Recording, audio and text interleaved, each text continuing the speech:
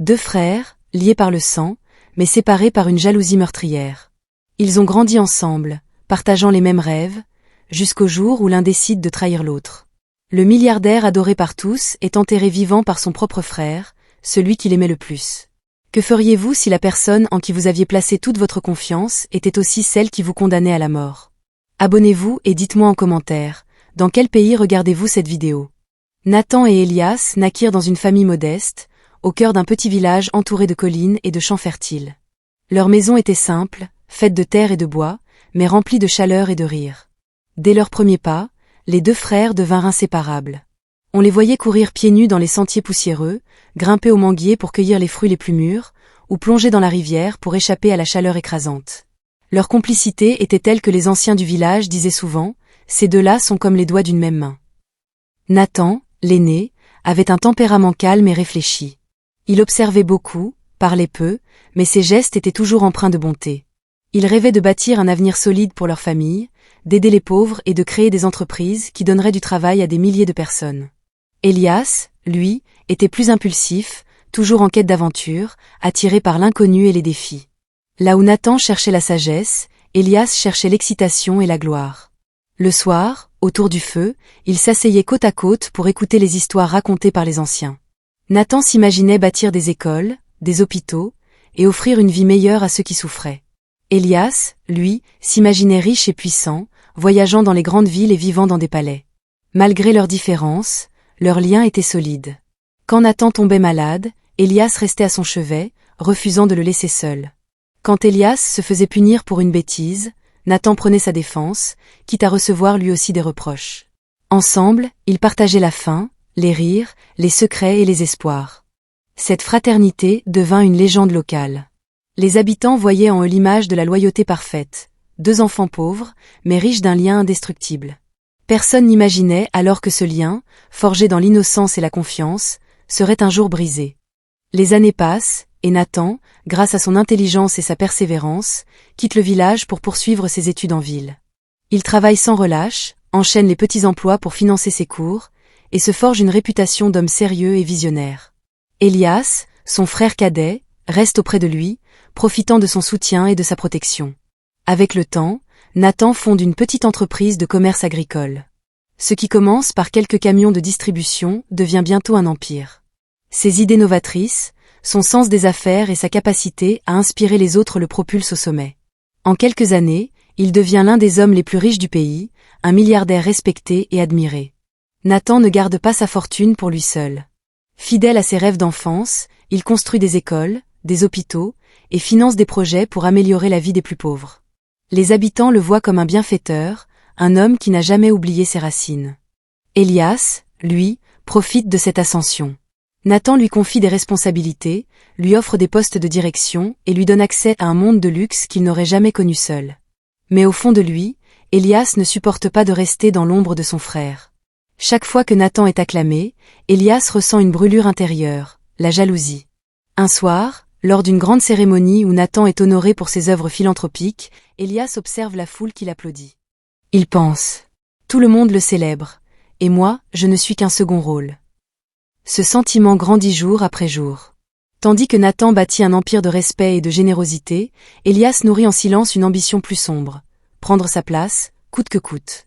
Elias, consumé par la jalousie, ne supporte plus de vivre dans l'ombre de Nathan. Chaque cérémonie, chaque article de presse, chaque applaudissement adressé à son frère est pour lui une humiliation silencieuse. Plus Nathan est célébré, plus Elias se sent effacé. Alors, il commence à tisser un plan sombre. Dans le secret de la nuit, il rencontre des hommes avides de pouvoir, des politiciens corrompus et des associés sans scrupules. Ensemble, ils imaginent l'impensable, éliminer Nathan, non pas par le sang, mais par un mensonge si grand qu'il paraîtra vrai. Elias organise tout. Il falsifie des documents médicaux, engage des complices pour simuler une maladie soudaine, et prépare des funérailles grandioses. Le pays entier croit que Nathan est mort. Les journaux publient des hommages, les foules pleurent, et les drapeaux s'inclinent. Mais derrière les larmes, Elias savoure sa victoire. Il hérite de l'empire, prend le contrôle des entreprises, et s'installe dans les bureaux luxueux qui appartenaient à son frère. Aux yeux du monde, il est désormais le nouveau maître. Nathan, lui, n'est pas mort. Piégé par son propre frère, il est enfermé dans un cercueil, respirant à peine, enterré dans une clairière isolée. Ses cris étouffés par la terre humide ne parviennent à personne. La trahison a atteint son sommet, Élias a enterré vivant celui qu'il avait toujours protégé. La nuit est lourde, silencieuse, et seule la lune éclaire faiblement la clairière isolée. Nathan, trahi par son propre frère Élias, est conduit par des hommes de main. Ses poignets sont liés, son regard est empli d'incompréhension et de douleur. Il ne cesse de répéter. « Élias, pourquoi ? Je t'ai tout donné. » Mais Élias détourne les yeux. Son cœur est durci par l'ambition. Pour lui, Nathan doit disparaître afin qu'il devienne enfin le maître incontesté. Le cercueil est déjà prêt, posé sur la terre humide. Nathan est forcé d'y entrer. Le bois craque sous ses mouvements désespérés. Ses cris résonnent dans la nuit, mais personne ne l'écoute. Élias, impassible, donne l'ordre. « Fermez-le. » Le couvercle se referme, et l'obscurité engloutit Nathan. Le bruit des clous martelés est comme une sentence irrévocable. Puis, les hommes commencent à recouvrir le cercueil de terre. Chaque pelletée résonne comme un coup de tonnerre dans son esprit. À l'intérieur, Nathan lutte pour respirer. L'air se fait rare, ses mains frappent contre le bois, ses ongles s'arrachent en grattant désespérément. Ses pensées se bousculent. La trahison de son frère, l'injustice, et l'idée que tout ce qu'il a construit pourrait disparaître avec lui. La terre s'accumule, étouffant ses cris. Le silence de la forêt devient son prisonnier. Nathan comprend qu'il est enterré vivant, condamné par celui qu'il avait toujours protégé. Mais au fond de lui, une flamme refuse de s'éteindre. Même dans l'obscurité, même dans la terre qui l'écrase, il garde une certitude. La vérité ne peut pas mourir. La forêt est silencieuse, seulement troublée par le chant des insectes et le bruissement des feuilles. Sous la terre, Nathan frappe désespérément contre le bois de son cercueil. Ses forces s'épuisent, son souffle devient court, et l'obscurité semble vouloir l'engloutir à jamais. Mais le destin en décide autrement. Ce soir-là, un enfant pauvre nommé Jonas, âgé d'à peine 10 ans, erre dans la forêt. Ses vêtements sont déchirés, ses pieds nus portent les marques de la misère, mais ses yeux brillent d'une curiosité vive. Il cherche du bois mort pour réchauffer sa cabane, quand soudain, il entend un bruit étrange, des coups sourds, réguliers, venus du sol. Intrigué, Jonas s'approche. Il pose son oreille contre la terre humide et entend un souffle étouffé, un cri presque inaudible. Pris de peur, il recule, mais son instinct lui dit que quelqu'un est là-dessous, prisonnier. Alors, avec ses petites mains couvertes de boue, il commence à creuser. La tâche est immense, mais Jonas ne s'arrête pas. Ses ongles s'arrachent, ses bras tremblent, mais il continue. Enfin, ses doigts rencontrent le bois. Il gratte, frappe, et parvient à ouvrir une fissure. Une main surgit, tremblante, couverte de sang et de terre. Jonas pousse de toutes ses forces, et le couvercle cède. Nathan jaillit de l'obscurité, haletant, couvert de sueur et de poussière. Ses yeux rencontrent ceux de l'enfant. Dans ce regard innocent, il voit la lumière qu'il croyait perdue. Jonas, effrayé mais courageux, lui tend de l'eau qu'il avait gardée dans une gourde. Nathan boit, reprend son souffle, et murmure d'une voix brisée. Ce geste héroïque, accompli par un enfant pauvre et inconnu, devient le miracle qui change tout. Nathan comprend que sa survie n'est pas un hasard. C'est le signe que la vérité, même enterrée, trouve toujours un chemin pour remonter à la surface. La pluie tombe drue sur la forêt, transformant les sentiers en rivières boueuses. Nathan, encore faible après son supplice, avance difficilement. Jonas, le petit garçon qui l'a sauvé, marche à ses côtés, tenant sa main avec une détermination étonnante pour son âge. Ensemble, ils s'enfoncent dans la nuit, fuyant le danger qui les poursuit. Chaque bruit dans les buissons leur fait craindre d'être découverts. Élias, désormais maître de l'Empire, a lancé ses hommes à la recherche de Nathan. Pour lui, il est inconcevable que son frère ait survécu. Si la vérité éclatait, son règne s'effondrerait. Nathan et Jonas trouvent refuge dans une vieille cabane abandonnée, au bord de la rivière. Le toit fuit, les murs tremblent, mais c'est un abri contre la tempête. Jonas allume un petit feu avec les branches qu'il a ramassées, et Nathan, assis près des flammes, reprend lentement des forces. Dans le silence de la nuit, Nathan regarde l'enfant et murmure. « Tu es mon miracle, Jonas. Sans toi, je serais mort. » Jonas baisse les yeux, gêné, mais répond avec une sincérité désarmante. « Je n'ai fait que ce que mon cœur me disait. » Leur lien se renforce. Nathan comprend que sa survie n'est plus seulement une question de chance, mais une mission. Il doit protéger Jonas, et ensemble, ils doivent révéler la vérité. Mais le danger est partout. Des torchers apparaissent au loin, des voix résonnent dans la forêt. Les hommes d'Élias fouillent, traquent, cherchent.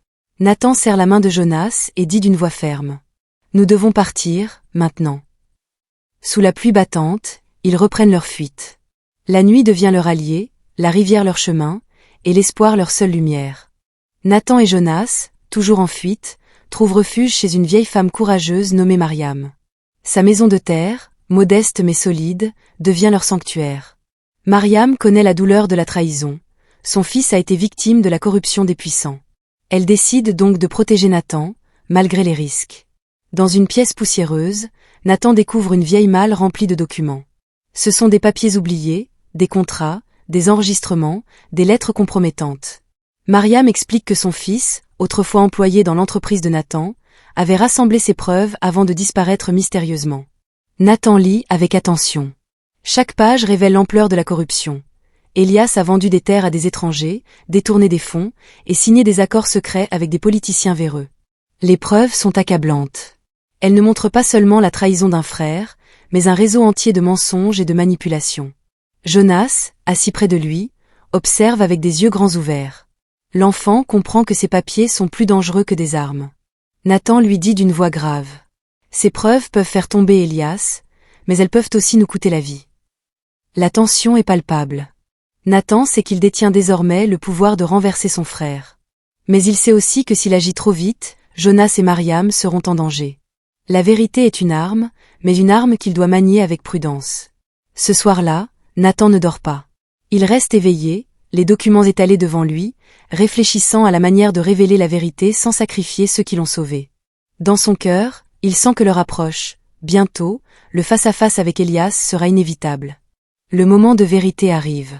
Nathan, désormais renforcé par les preuves qu'il a découvertes et soutenu par Jonas et Mariam, décide de confronter son frère Élias. La rencontre se déroule dans la grande villa que Nathan avait autrefois construite pour leur famille, devenue aujourd'hui le symbole du pouvoir d'Élias. La salle est pleine de notables, de politiciens et d'associés corrompus.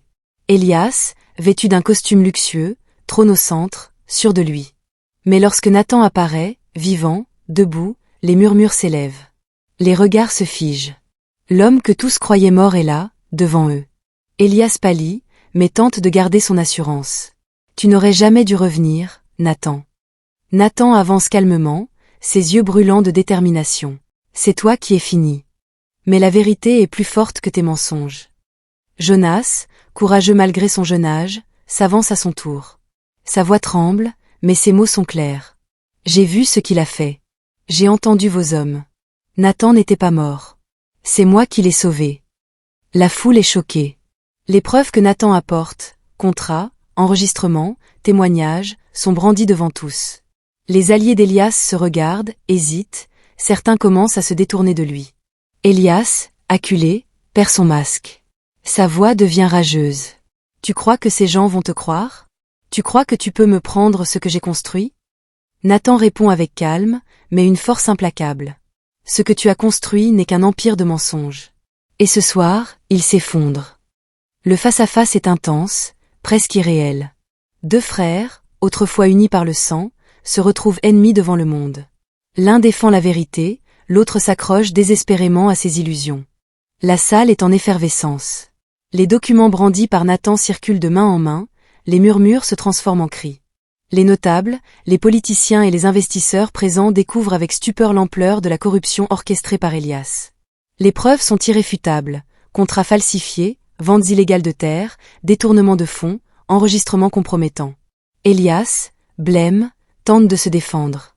Sa voix tremble, il crie à la foule. Ce sont des mensonges. Nathan veut me détruire. Mais les visages autour de lui se ferment. Ses alliés, craignant d'être entraînés dans sa chute, commencent à se désolidariser. Certains quittent la salle, d'autres baissent les yeux, incapables de soutenir son mensonge. Jonas, debout au milieu de la foule, prend la parole avec un courage inattendu. Sa voix d'enfant résonne dans le silence. J'ai vu Élias faire enfermer Nathan.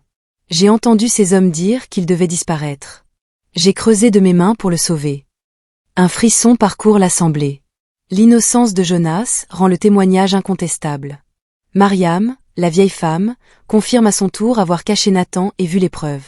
Alors, la vérité éclate comme une tempête. Les médias présents filment, les journalistes diffusent en direct.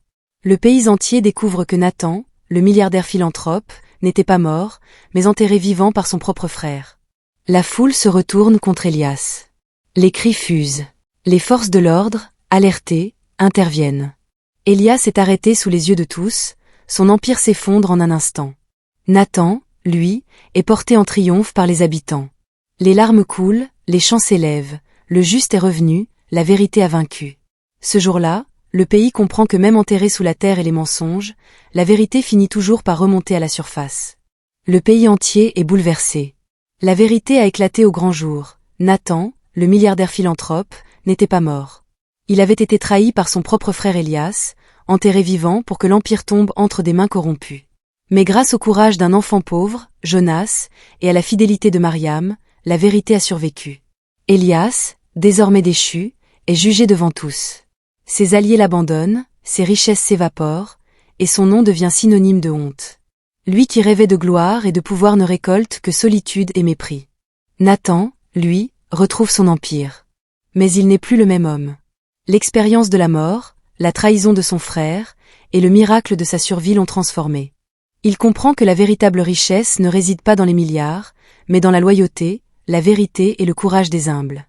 Devant une foule rassemblée, Nathan prend la parole. J'ai été enterré vivant par celui que j'aimais comme mon sang. Mais je suis revenu grâce à un enfant pauvre et une femme courageuse.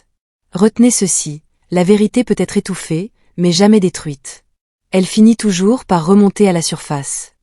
Les habitants acclament, les larmes coulent, et Jonas, timide, se tient à ses côtés. Nathan le serre contre lui et déclare qu'il sera désormais son fils de cœur, symbole de l'espoir et de la justice. Alors, que retenez-vous de cette histoire ? Partagez vos impressions dans les commentaires, je suis curieux de savoir ce que vous en pensez. Et restez attentifs. Une nouvelle histoire pleine de mystères et d'émotions arrivera dans quelques jours. Abonnez-vous et activez la cloche pour ne pas la manquer. Si cette histoire vous a touché, laissez un « j'aime » et partagez-la avec vos proches. Chaque geste compte, et quelqu'un pourrait avoir besoin d'entendre cette leçon aujourd'hui. Merci pour votre temps et votre soutien. Je vous retrouve très bientôt pour une nouvelle aventure bouleversante.